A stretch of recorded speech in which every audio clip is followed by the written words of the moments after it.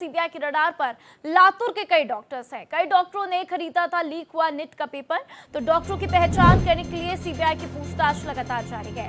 शिवराज मोटे गांवकर को सीबीआई ने हिरासत में भी लिया है। तो देखिए किस तरीके से 11 घंटे पूछताछ के बाद सीबीआई ने उन्हें हिरासत में लिया। तो आरसीसी कोचिंग इंस्टीट्यूट के संचालक है शिवराज मोटे गांवकर और ऐसे में लगातार देख रहे हैं सीबीआई किस तरीके से शिकंजा कसती हुई नजर आ रही है। तो लातूर से भी इसके तार जुड़े हुए हैं और देखिए जहां एक तरफ दौसा की जानकारी मिली थी, दौसा को लेकर बात सामने आई कि दौसा से इसका कनेक्शन है, तो वहीं अब लातूर से भी कनेक्शन सामने आता हुआ। तो कई डॉक्टर्स जो है नेट का पेपर खरीदते हुए डॉक्टरों की पहचान के लिए लगातार सीबीआई उनसे पूछताछ करती हुई वहां पर छानबीन करती हुई 11 घंटे पूछताछ के बाद सीबीआई ने हिरासत में भी लिया है शिवराज मोटे गांवकर को।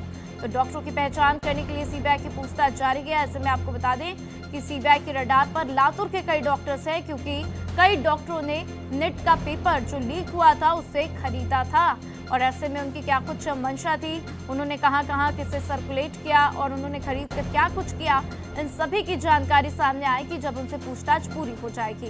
तो देखिए 11 घंटे पूछताछ के बाद सीबीआई ने हिरासत में भी ले लिया है आरसीसी कोचिंग इंस्टीट्यूट के संचालक बताए जा रहे हैं शिवराज मोटे गांवकर। और ऐसे में शिवराज मोटे गांवकर की तरफ से क्या बात कबूली जाती है, किस बात का वो खुलासा करते हुए नजर आते हैं, ये देखना बेहद महत्वपूर्ण होगा।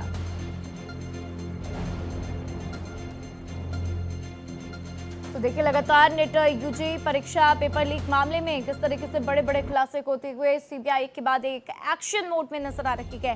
पहले ही 9 गिरफ्तारियां हो चुकी थी, जिसमें देखिए किस तरीके से मनीषा मंधारकर का नाम सामने आता हुआ नजर आया था और उसके बाद से लगातार हम देखें किस तरीके से शुभम की गिरफ्तारी हुई, उससे भी पूछताछ हुई और अन्य आरोपियों की भी गिरफ्तारी की गई। एक ही परिवार के कुछ लोगों को एक साथ गिरफ्तार भी किया गया और देखिए किस तरीके से अब डॉक्टर्स की पहचान के लिए लगातार सीबीआई कार्रवाई कर रही है। तो लातूर से इसके तार जुड़े हुए हैं और ऐसे में 11 घंटे पूछताछ के बाद सीबीआई ने हिरासत में लिया है आरसीसी कोचिंग इंस्टीट्यूट के संचालक को। तो शिवराज आपको बता दें कि हिरासत में लिए गए हैं और उन्होंने क्या क्या बातें कबूली हैं, अब क्या बातें कबूलते हुए नजर आएंगे, क्योंकि देखिए 11 घंटे की जब उनसे पूछताछ हुई उससे के बाद सीबीआई ने उनको गिरफ्तार किया और उसके पहले उन्होंने गिरफ्तारी नहीं की थी।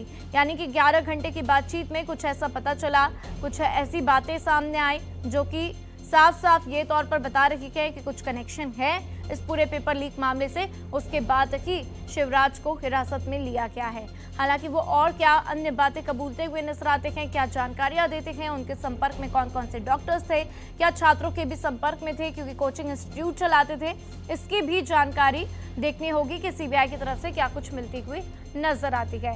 और इस खबर पर ज्यादा जानकारी के लिए गोपाल कृष्ण मेरे साथ जुड़ चुके हैं, सीधा उनका रुख करते हैं। गोपाल, जिस तरीके से लगातार सीबीआई एक्शन मोड में नजर आ रही और अब जिस तरीके से शिवराज को यहाँ पर हिरासत में लिया गया, क्या क्या उसकी तरफ से बातें कबूली गई है, क्या जानकारियां उसकी तरफ से दी गई है?